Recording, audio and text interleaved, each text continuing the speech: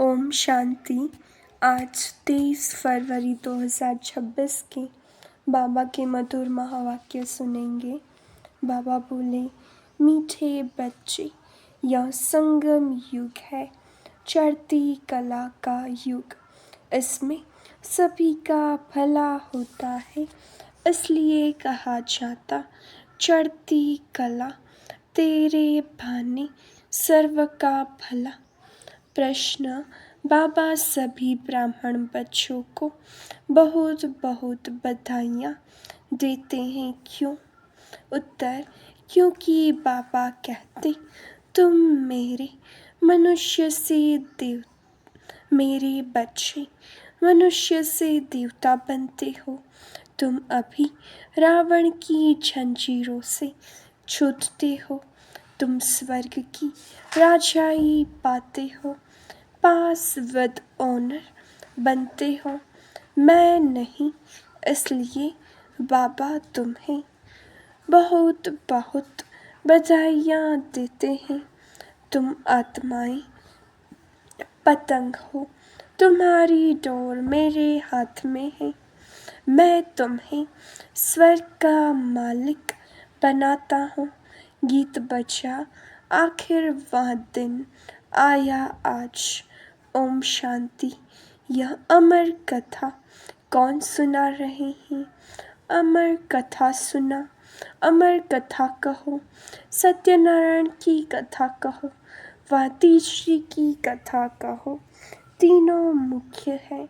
अभी तुम किसके सामने बैठे हो और कौन तुमको सुना रहे हैं? सत्संग तो इसने भी बहुत किए हैं। वहाँ तो सब मनुष्य देखने में आते हैं, कहेंगे फलाना सन्यासी कथा सुनाते हैं, शिवानंद सुनाते हैं। भारत में तो ढेर सत्संग है, गली गली में सत्संग है। माताएं भी पुस्तक उठाए बैठ सत्संग करती हैं, तो वहाँ मनुष्य को देखना पड़ता है। लेकिन यहाँ तो वंडरफुल बात है, तुम्हारी बुद्धि में कौन है? परमात्मा। तुम कहते हो अभी बाबा सामने आया हुआ है। निराकार बाबा हमको पढ़ाते हैं। मनुष्य कहेंगे वह ईश्वर तो नाम रूप से न्यारा है। बाप समझाते हैं कि नाम रूप से न्यारी कोई चीज़ है नहीं। तुम बच्चे जानते हो, यहाँ कोई भी साकार मनुष्य नहीं पढ़ाते हैं। और कहाँ भी जाओ, सारी वर्ल्ड में साकार ही पढ़ाते हैं। यहाँ तो सुप्रीम बाप है, जिसको निराकार गॉडफादर कहा जाता है। वह निराकार साकार में बैठ पढ़ाते हैं। यह बिल्कुल नई बात हुई। जन्म बाई जन्म तुम सुनते आए हो, यह फलाना पंडित है, गुरु है, ढेर के ढेर नाम है। भारत तो बहुत बड़ा है। जो भी कुछ सिखाते हैं, समझाते हैं, वह मनुष्य ही है। मनुष्य ही शिष्य बने हुए हैं। अनेक प्रकार के मनुष्य हैं। फलाना सुनाते हैं, हमेशा शरीर का नाम लिया जाता है। भक्ति मार्ग में निराकार को बुलाते हैं कि है पतित पावन आओ। वहीं आकर बच्चों को समझाते हैं, तुम बच्चे जानते हो कि कल्प कल्प सारी दुनिया जो पतित बन जाती है, उनको पावन करने वाला एक ही निराकार बाप है। तुम यहाँ जो बैठे हो, तुम्हारे में भी कोई कच्चे हैं, कोई पक्के हैं, क्योंकि आधा कल्प तुम देह अभिमानी बने हो। अब देही अभिमानी इस जन्म में बनना है। तुम्हारी देह में रहने वाली जो आत्मा है उनको परमात्मा बैठ समझाते हैं। आत्मा ही संस्कार ले जाती है। आत्मा कहती है ऑर्गन्स द्वारा कि मैं फलाना हूँ, परंतु आत्मा अभिमानी तो कोई है नहीं। बाप समझाते हैं जो इस भारत में सूर्यवंशी चंद्रवंशी थे वहीं इस समय आकर ब्राह्मण बनेंगे, फिर देवता बनेंगे। मनुष्य देह अभिमानी रहने की आदती है। देही अभिमानी रहना भूल जाते हैं।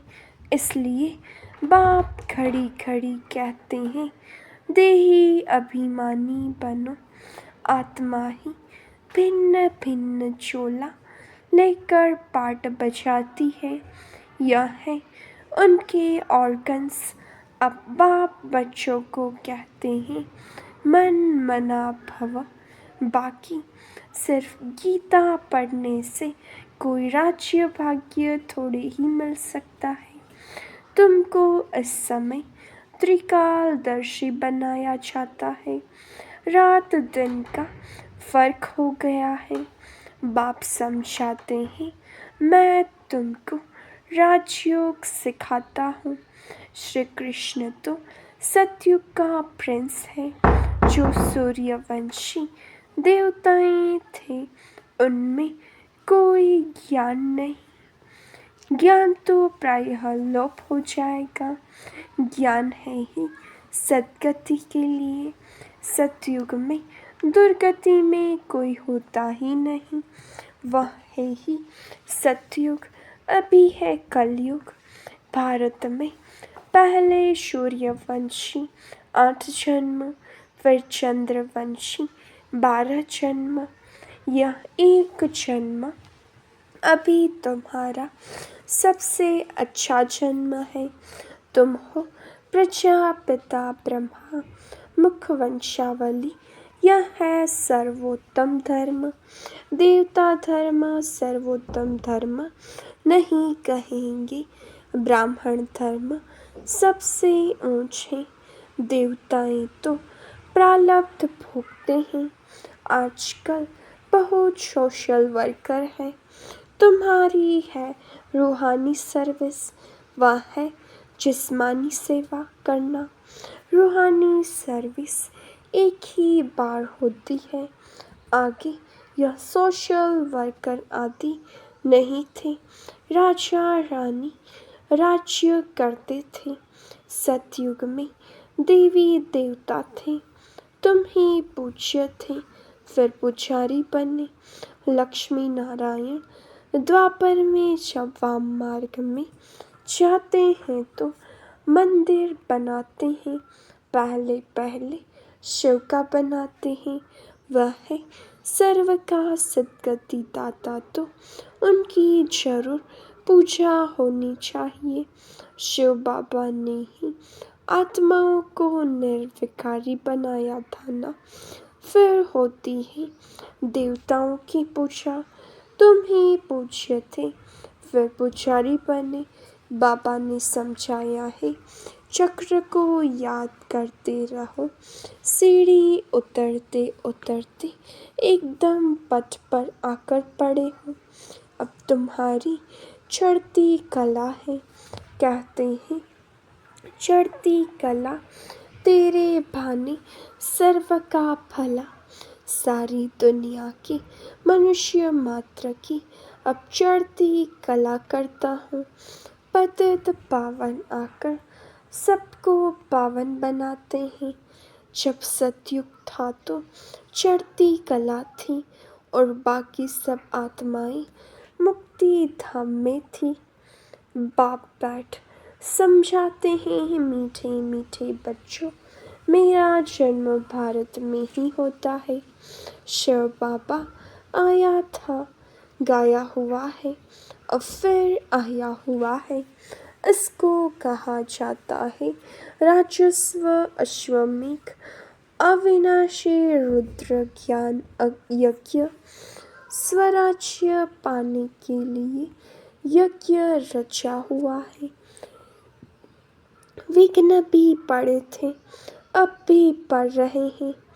माताओं पर अत्याचार होते हैं, कहते हैं बाबा हमको यह नंगन करते हैं, हमको यह छोड़ते नहीं हैं।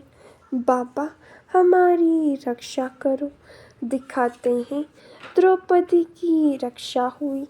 अभी तुम 21 जन्मों के लिए बेहद की वापसी वर्षा लेने आए हो। याद की यात्रा में रहकर अपने को पवित्र बनाते हो, फिर विकार में गए तो खलास, एकदम गिर पड़ेंगे। इसलिए बाप कहते हैं पवित्र जरूर रहना है। जो कल पहले बने थे वही पवित्रता की प्रतिज्ञा करेंगे। फिर कोई पवित्र रह सकते हैं, कोई नहीं रह सकते हैं। मुख्य बात है याद की याद करेंगे, पवित्र रहेंगे और स्वदर्शन चक्र फिराते रहेंगे तो फिर ऊंच पद पाएंगे। विष्णु के 2 रूप राज्य करते हैं ना, परंतु विष्णु को जो शंख चक्र दे दिया है वह देवताओं को नहीं था, लक्ष्मी नारायण को भी नहीं था। विष्णु तो सूक्ष्म वतन में रहते हैं, उनको चक्र की नॉलेज की दरकार नहीं है। वहाँ मूवी चलती है। अभी तुम जानते हो कि हम शांति धाम के रहने वाले हैं। वह है निराकारी दुनिया। अब आत्मा क्या चीज़ है वह भी मनुष्य मात्र नहीं जानते। कह देते आत्मा सो परमात्मा। आत्मा के लिए कहते हैं एक चमकता हुआ सितारा है जो प्रकृति के बीच रहता है।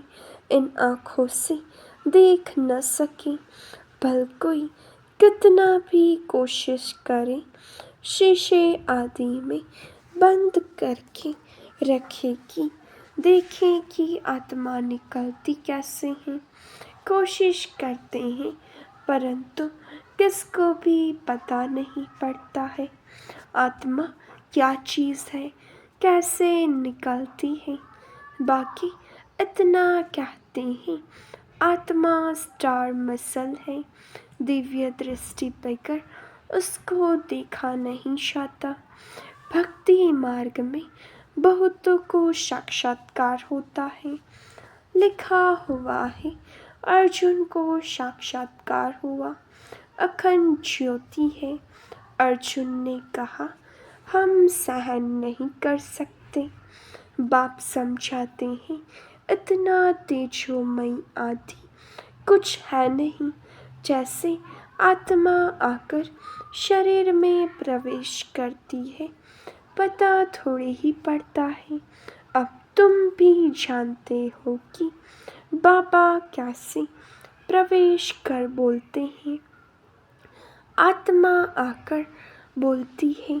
यह भी ड्रामा में सारी नोंद है, इसमें कोई की ताकत की बात नहीं। आत्मा कोई शरीर छोड़ जाती नहीं है। यह साक्षात्कार की बात है, वंडरफुल बात है ना। बाप कहते हैं मैं भी साधारण तन में आता हूँ।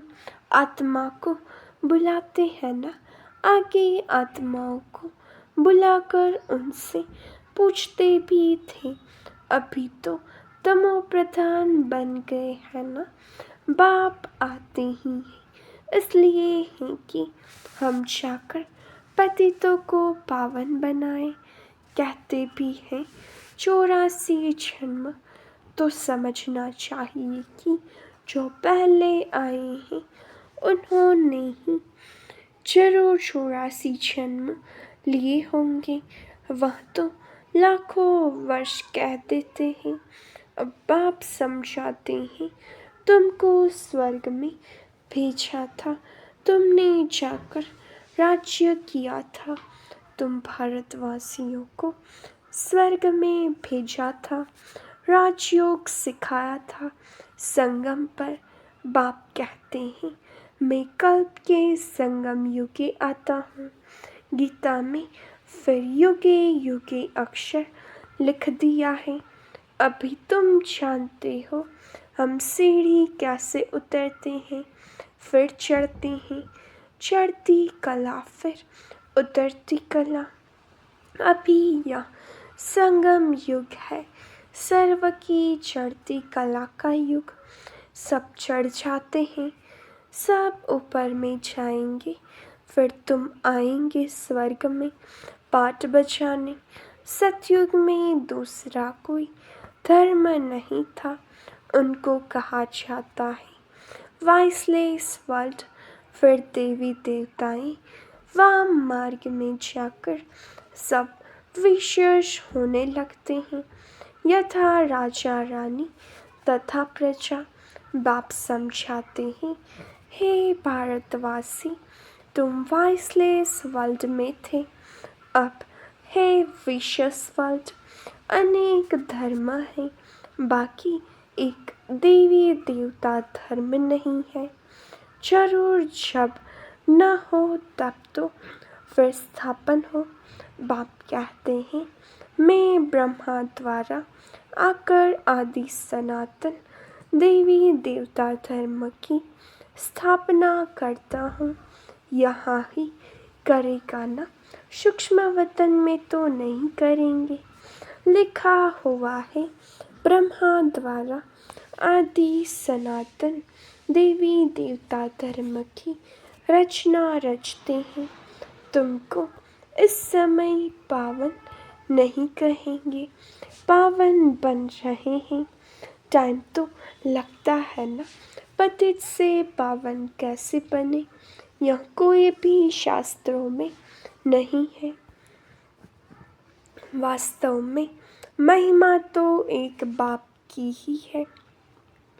उस बाप को भूलने के कारण ही ऑर्फन बन पड़े हैं, लड़ते रहते हैं। फिर कहते हैं सब मिलकर एक कैसे हों। भाई भाई है ना। बाबा तो अनुभवी है, भक्ति भी इसने पूरी की है। सबसे अधिक गुरु किए हुए हैं। अब बाप कहते हैं, इन सब को छोड़ो, अब मैं तुमको मिला हुआ हूँ सर्व का सद्गति दाता। एक शत श्री अकाल कहते हैं ना, अर्थ नहीं समझते, पढ़ते तो बहुत रहते हैं। बाप समझाते हैं, अभी सब पतित हैं, फिर पावन दुनिया बनेगी। भारत है अविनाशी है, यह कोई को पता नहीं है। भारत का कभी विनाश नहीं होता और न कभी प्रलय होती है। यह जो दिखाते हैं सागर में पीपल के पत्ते पर श्री कृष्ण आए। अब पीपल के पत्ते पर तो बच्चा आ न सके। बाप समझाते हैं, तुम गर्भ से जन्म लेंगे बड़े आराम से, वहाँ गर्भ महल कहा जाता है, यहाँ तो गर्भ जेल कहा। सतयुग में है गर्भ महल। आत्मा को पहले से ही साक्षात्कार होता है, यह तन छोड़ दूसरा लेना है। वहाँ आत्मा अभिमानी रहते हैं। मनुष्य तो न रचयिता को न रचना के आदि मध्य अंत को जानते हैं। अभी तुम जानते हो बाप है ज्ञान का सागर, तुम मास्टर सागर हो। तुम माताएं हो नदियाँ और यह गोप है ज्ञान मान सरोवर। यह ज्ञान नदियाँ हैं, तुम हो सरोवर। प्रवृत्ति मार्ग चाहिए ना, तुम्हारा पवित्र गृहस्थ आश्रम था, अभी पतित है। बाप कहते हैं यह सदैव याद रखोगी, हम आत्मा हैं, एक बाप को याद करना है। बाबा ने फरमान दिया है, कोई भी देहधारी को याद न करो। इन आँखों से जो कुछ देखते हो वह सब खत्म हो जाना है। इसलिए बाप कहते हैं मन मना भव मत्याजी भव। इस कब्रिस्तान को भूलते जाओ, माया के तूफान तो बहुत आएंगे, इनसे डरना नहीं है। बहुत तूफान आएंगे, परंतु कर्मेंद्रियों से कर्म नहीं करना है। तूफान आते हैं तब जब तुम बाप को भूल जाते हो।